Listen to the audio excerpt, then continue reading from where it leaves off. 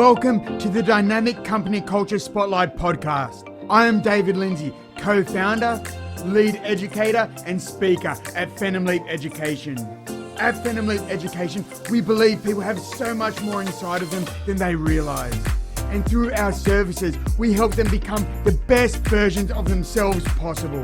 Beyond the individual, we also believe that company culture is such a large part in creating a business that not only survives, but will thrive through the tough times, as we have all been through the last few years.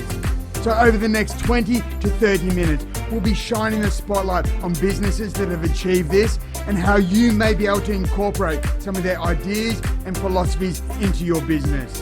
Stick around until the end and I'll reveal how you can become a guest on a future podcast.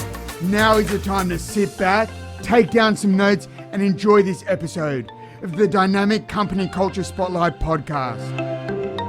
In today's episode, let me introduce you the CEO and founder of Executive Coach Aisa, Evan Tzivanakis. Evan, welcome to the show, and I'm glad I got your name out correctly. I was worried about that beforehand. Would you like to share us a little bit about yourself and about your Executive Coach Asia business?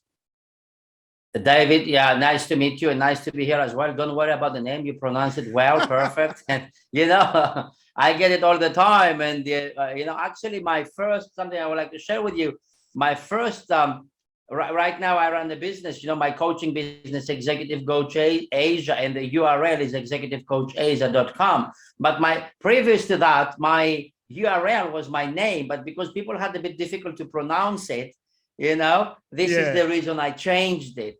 So I did. Make it a lot easier.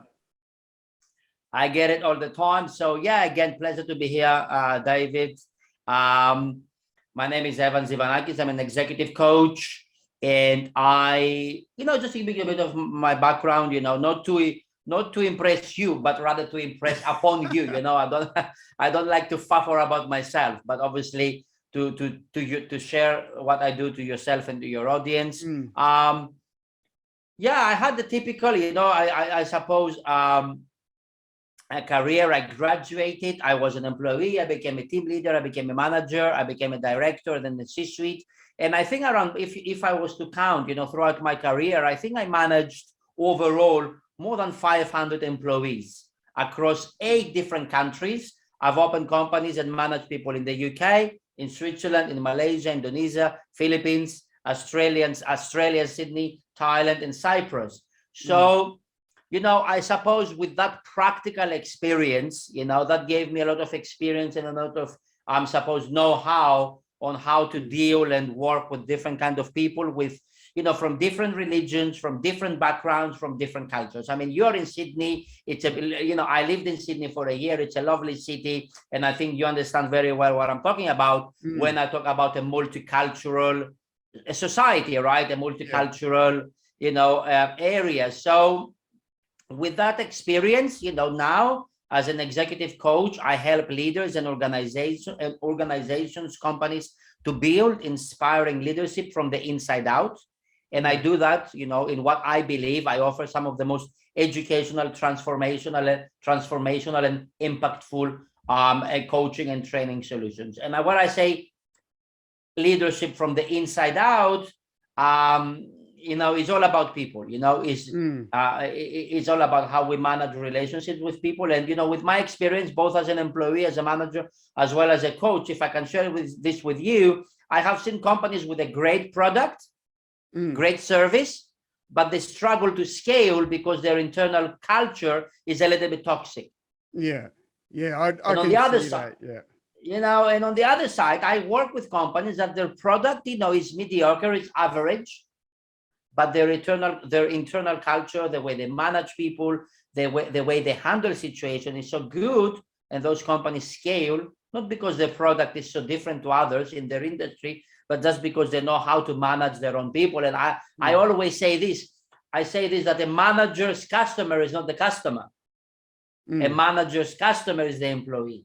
100%. And I love that. And also from managing and leading from the inside as well, and growing from the inside, because as you said, if you don't have the staff there that are willing to go above and beyond. You can have the best product in the world, yet it's going to fall flat on its face. And when I went to your website, I also loved what your little explanation of coaching is, where coaching means an exchange among professionals. And I love that. That really hit home to me, which is why I wanted to bring that up. But would you just be able to elaborate for the listeners out there? Yes, I could use an example like the difference between, a lot of people think that coaching is training, but the difference, let me explain a little bit what is the difference between training and coaching. I think people will understand. I also do training, but training is if I do a seminar, if I do a workshop, where I do 70% of the talking. So training is I deliver what I know. And if you were the trainee, you're taking notes. Maybe we're going to do some exercises. Maybe we're going to do some breakout rooms. And maybe I will give you some, homework in between and all that. But I do, it's a little bit like consultancy. I tell you what I know. But coaching is, I don't have all the answers. So coaching is a process, right? Is a facilitation that, in my case, I use my framework. I will help you find the answers that you are looking for. Yeah, I love that.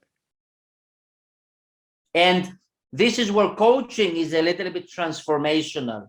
Is the transformation, it's, most of the times, 80% on the times stays with the coachee forever. Yeah. So, I might coach a client that he's from, let's say, I don't know, the healthcare industry, but I will be able to help the client just because of the process and the methodology. So that's the beauty of coaching. It's I don't know the answers, you don't know the answers, or maybe you know the answers, but you don't know how to express them. So it's a relationship. It is a process, it has a tool, it has a framework, but more than that, it is a relationship. And I think the most important thing about coaching is that it keeps the coachee accountable. Big time. Yeah. That's a big bonus there with that, the accountability side of it. Yes. And yeah, because my background as well, it comes from sports. And with every sport, every great team, every great individual, every great athlete has their own coach. It doesn't matter how good they are. You see Tiger Woods, he still has his coach. Michael Jordan still had Phil Jackson. You've got Usain Bolt has a coach, because as you say, it's not necessarily about giving them the answers, but it's about asking the right questions to really get them thinking about it. And how you said, you don't necessarily have the answers. I may not necessarily have the answers, but together, how we can come up with that solution, it becomes like a third mastermind going on there. And I just love the way that you explained it, the difference from the two, because a lot of people don't really get the difference of training and coaching. Yes, it's sports. You mentioned sports and business. It's very similar. They are competitive, and let me use a sports analogy. Let's say you want to learn how to play tennis. Look, yeah, you can, David, we live in the information age. Everything now we can watch, we can kind of learn, we can get information on anything really nowadays online, either by Google searching or by YouTubing, right? Yeah, 100%. You can learn how to kind of hit the racket or about tennis, online. You don't need to actually go to the tennis court. You can actually do the first lessons online. But if you really want to become good, and I'm not trying to sell coaching here, right? But if you really want to become good, if you really want to practice, if you really want to compete, and I'm not really talking at a really professional level, but even with your friend, you kind of need a coach. Yeah. Because when we read something, when we look at something, everything is left brain. We cannot execute because life is busy. We might forget, but a coach, we really push you, really challenge you, really, keep you accountable to even do your homework in between classes. Yeah. Because alone, I know, and 90% of us would not do it. Of all those online courses, like on different platforms, the self-study online courses, the completion rate, like percentage, it's like 5% of people complete the full course. 5%. Yeah, crazy. Because life is busy, and that's what, and this is where a coach helps, either in business keeps or them in sports. accountable. Yes. And I love that. And one of the things that you mentioned earlier is coaching companies in different areas, like different countries, different cultural backgrounds. How have you found that to influence you with your coaching? And is there one in particular that's easier or harder to coach to really get that company culture elevated? Yes. Well, look, as an executive coach, I own the process, I own the professional tools, I own my methodology. And let's say if you are my client, you own your own challenge. Okay. So if we work together, we will get to the root of the issue. And David, 90% the root cause is behavioral. It's a limiting belief or something else, right? It's like 90% of the times. And then, and then plan your next steps, helping you to make the commitment necessary to move forward. Now, culture change is difficult because a lot of managers, a lot of leaders, they don't want to admit it because it makes them look weak. Yeah. It makes them look, what? You mean I'm not a good manager? You mean my department or a company has a problem? So that's the challenging part. They don't want to admit it. Yeah. So it's not easy, and nowadays, with people working from home, we still continue to navigate the impact of COVID-19, right? I don't mean the health impact, but, working from home and all that. And it's still now, I think it's the same in Australia. Employees across all industries are kind of juggling personal demands while at the same time try to keep up with work. So if you're an executive leader or an organization head or a manager, because you say you work with middle managers, very challenging, the sandwich position, I call it, right? Yeah. Because as you said, they have both pressure, right? Yeah. They have pressure from both sides. Yeah. So how can you really engage your employees if they are working from home? Because, you cannot really micromanage. You cannot do management by walking around. Yeah. Right. So, and this is where, David, I think leadership comes in. Leadership comes in. And, if you were to ask me, there are many definitions of leadership, of, thousands of books written on the topic of the years. But if you were to ask me, what is leadership? And I think once I give you my definition of leadership, I will answer your question. For me, leadership is the ability to bring like-minded people together to get remarkable things done. Yeah. And then I can break it down. I say is the ability. Is the ability? Yes, because I do believe leadership is like a muscle. You can actually train your leadership skills. Yes. Number one. 100%. Number two, to bring like-minded people together.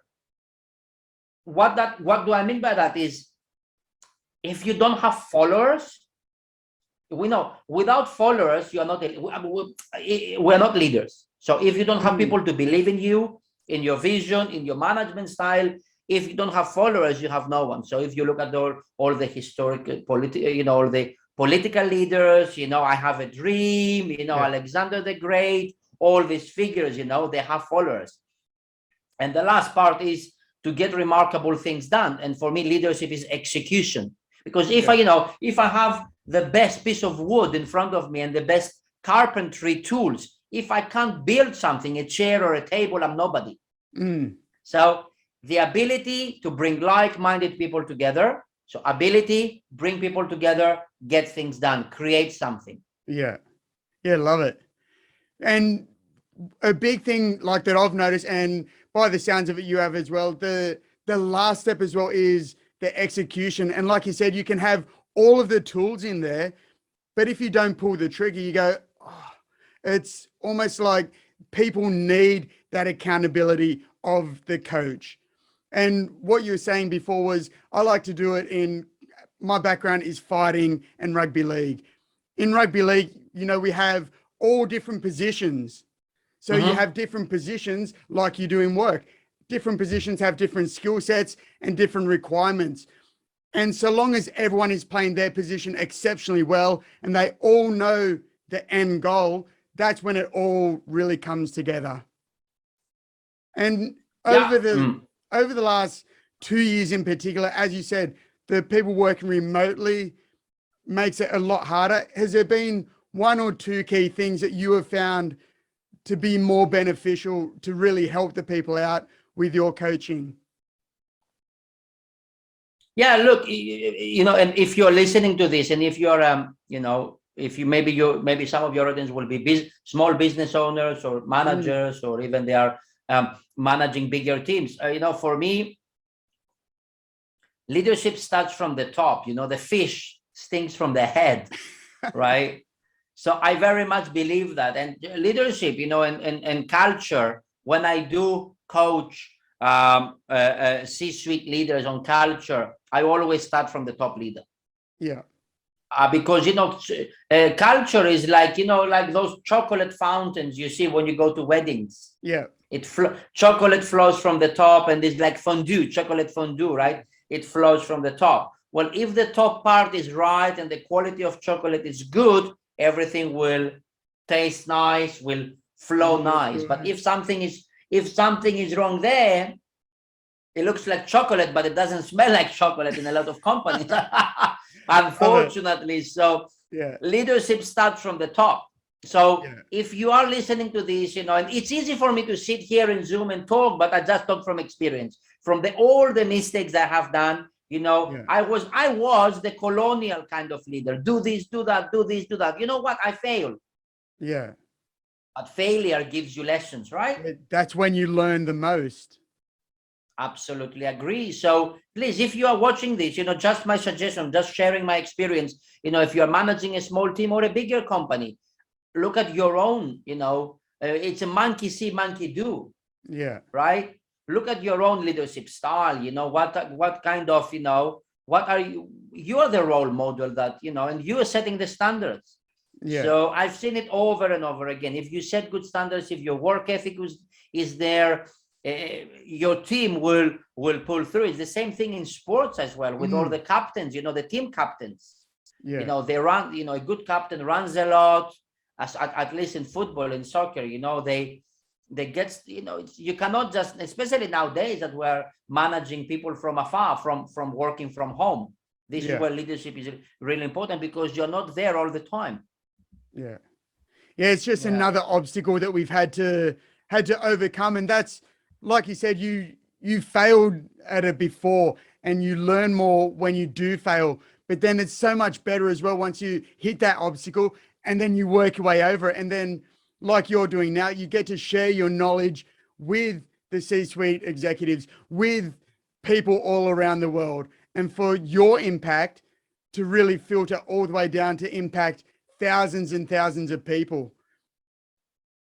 David, I believe that leaders, organizational leaders, sports leaders, business owners, we all have tremendous influence over the performance of our teams. And I do believe probably a lot more influence than we realize, so how we do things and the way we work with our employees and the way we behave, I do believe that plays a huge role in the success of our teams. And for me, one of the key duties, and responsibilities of the role of the successful leader in today's business environment, organizational environment, sports environment, whenever we're a leader, is to constantly improve, empower, and nurture our employees to help them become better in doing their job. Because if they become better in doing their job, we will get what we want. Yeah. Yeah, 100%. Because Yeah, it flows both ways, doesn't it? Because people see what the leaders are doing. So if they're slackening off, well, then the employees are going to think, well, my boss is doing that. But then if the boss is leading from the front, leading by example, and also communication, well, I believe is a key as well. Communication both down and up the stream is when you mentioned, and you mentioned before about creating those relationships. So setting the example, communicating, and working on relationships. Is that Yeah, that's sort of what you see working pretty much anywhere globally? yeah, because I mean, exactly, because I don't know. As far as I know, most of the industries right now, they are competitive. Mm, So how, and we see that we talk about, the great resignation. I don't, we live in competitive, most of the industries are competitive. So how will your company compete? Right now having the right workers, it's a mm, competitive advantage. And we talk about you mentioned the great resignation offline before yeah, we started recording. And it's not if I can share with you, it is not a great resignation, it is a great reevaluation of values which yeah. leads to people resigning. Yes, 100%. Because And I I think didn't think of it that way, but that's a great way to put it. because I think, I talk from experience for some of my staff. Some people are thinking, what am I doing here? Some stuff, what is my work? What value does my work add? And Yeah, a lot of employees just they just throw the towel sometimes, and especially if the manager is a micromanager and mm, the company is toxic, the people will say, I had enough of that shit. I want to get out. yeah, yeah. No, that's a great way to put it. And like you said before as well, with the micromanaging, with a dictatorship sort of leader, that's no longer really accepted, and it's been proven time and time and time again to not be effective. To now the new way of leadership is to be have that open door, to open the communication, to be that real leader like you would in a football team or as a coach of a tennis player. So have you really seen that evolve in your time as well, in what the last 20 years of leadership that you've been involved in? It evolved, it evolves all the time. Like Mm, again, when I was in the UK, I was the kind of leader and a manager that I was really colonial, mm, but it worked. It worked. Maybe this is what people wanted. The economy was different. Um, it worked. Just people follow blindly, do this, do that. They did, and they went home, and we all went, yeah, and we all went for a beer, after work almost every day. But it's changing. This is not what yeah, people want. They want anymore. They want they want people want different things. The nature of work is changing. Employees' expectation is changing. Employers' expectations are changing.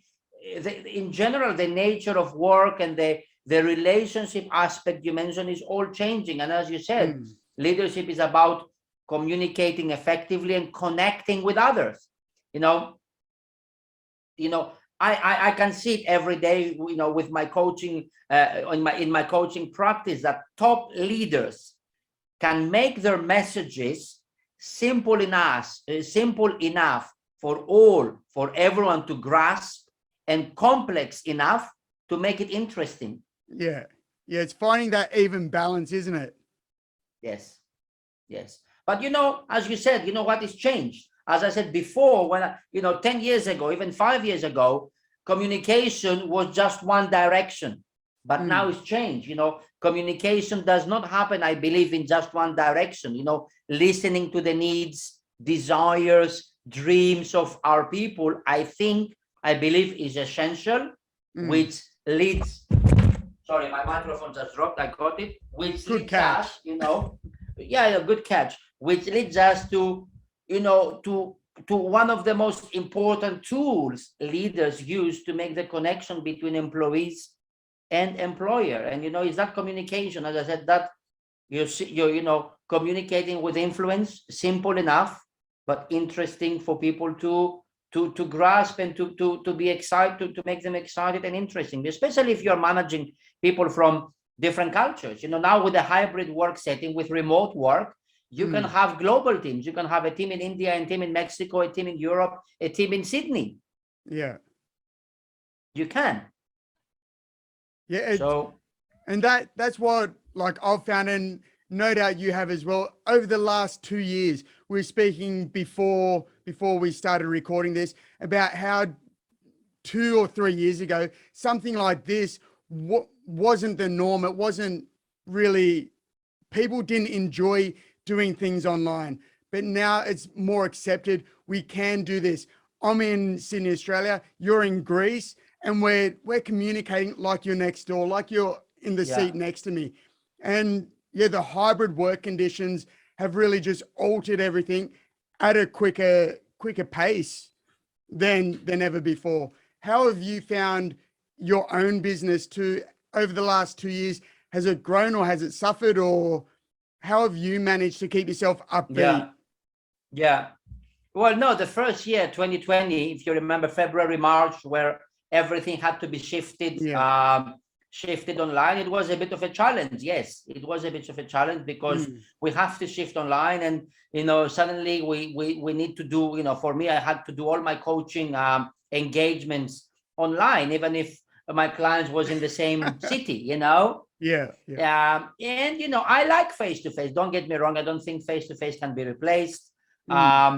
But in business, you have to be adaptable. As Charles Darwin said, it's not the strongest or the most intelligent who survives, but the one who is most adaptable to change. Yes. So it was challenging for the first 6 months, but then I learned to adapt as well.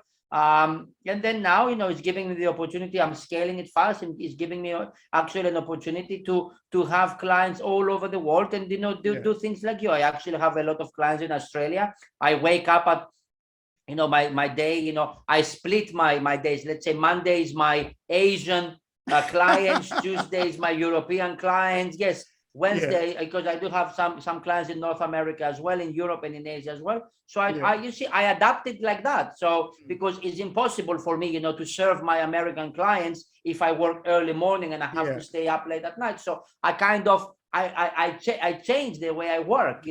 So let's say I have blocks of days which I focus on specific regions for time, to adapt to local times. Like, for example, Thursdays is my US day. So I sleep later in the morning and I wake up and I stay up kind of all night to work with my American clients and so on and so forth. So I had to adapt. Yeah. And I love that you almost have it in the time zones. Monday is this time zone. Tuesday is this time zone. And that's a brilliant thing about what really has happened. I know a lot of people are feeling sorry for themselves. Oh, poor me. And it's been rough on everyone. But as you said, it's about being most responsive to change. It's who can zig while everyone else is zagging. And it wasn't like this was just one little part. The whole globe got flipped upside down. And the fact that you've been able to do it and you have structured your days like that, I think it's my hat goes off to you as well, where it's about being adaptive and about evolving and moving forward. And no choice really. 100%. It was just like, everyone got slapped in the face, and you could either roll with it and go, oh, that was nice, or you can end up in the corner and cry about it. We all got hit with the same thing. It was just the way that we responded to it made the world of difference. Yeah, you're right. And, you have clients as well. And it's all about serving our clients and, provide, being of value to them. 100%. And with this, it's great that we can hit the globe, really. So we're no longer local. Like beforehand, I used to concentrate a lot of my speaking just local. But now with it being accepted going online, I can speak from Sydney, Australia, over in America. I can speak over in Asia, anywhere where they've got internet or Wi-Fi. It's really just open up the globe to the people that want it. Yes, exactly. To the people that want it. You hit a nail on the head there. Because, I always say to the class as well, you can bring the water to the horse, but you cannot make the horse drink. So 100%. If you're a leader, if you're a manager, it's all, the buck stops with you. And it's, let's look ourselves in the mirror and say, how can we serve our people better, in our respective in our respective positions. And Mm. this is what people want nowadays. They want leadership. They want strong leadership. Somebody to a pat in the back, or telling them a good word if they deserve it, and carry them through those challenging times. And I know, David, it's not easy, because right now, I don't think any business in the world, maybe apart from the really big companies in telecommunication or whatever, I don't think any of us can predict what the business world will look like in 5 years, right? So, for sure, it's a gamble. But you can. So if but as far as we can, and I think that's another thing that people want, is to see where the company is going. And if you're a leader, and you might say, I don't know where will my company be in 3 to 5 years, but you probably know where it will be in the next 3 to 6 months. Please share that vision with them. Yeah, be transparent and have that honesty as well, because I know that you're big on being honest.